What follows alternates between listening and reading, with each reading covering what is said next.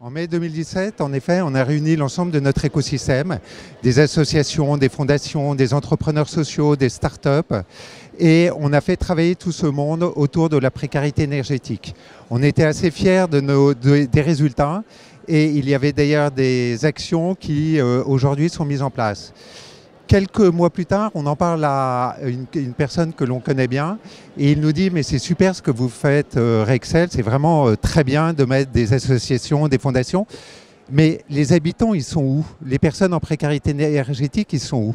Et là, donc, on a pris conscience qu'on avait peut-être oublié des visages, on parlait beaucoup de chiffres, de statistiques, de 5 millions de ménages, mais qu'on oubliait les visages derrière ces chiffres. Et donc on s'est dit avec Anne-Charlotte, qui est secrétaire de la Fondation, on va remettre les habitants au centre. Et étant donné que la précarité, c'est souvent des problèmes de mobilité, c'est des problèmes de santé, ce qu'on va faire, c'est qu'on va prendre une ville comme Roubaix, où il se passe plein de choses, et on va mettre dans une même salle les habitants d'un côté et les acteurs de l'autre. C'est ce qu'on a fait en juin 2018. Et suite à ça, on a décidé avec une quarantaine d'acteurs de continuer le projet et de se retrouver en septembre.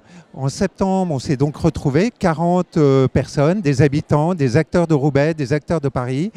Et on a fait travailler les personnes en leur disant « mais au fait, qu'est-ce que c'est que la précarité énergétique ?» Et là, on s'est rendu compte que la précarité énergétique, c'était pas tellement des problèmes de mobilité, d'accès aux droits, etc.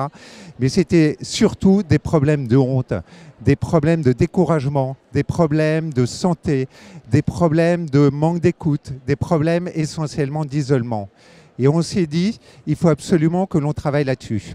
Donc on a fait 3 réunions, en octobre, novembre, décembre, et fin 2018, on est arrivé avec une solution qui est que pour sortir les gens de la précarité énergétique, qu'est-ce qu'il faut?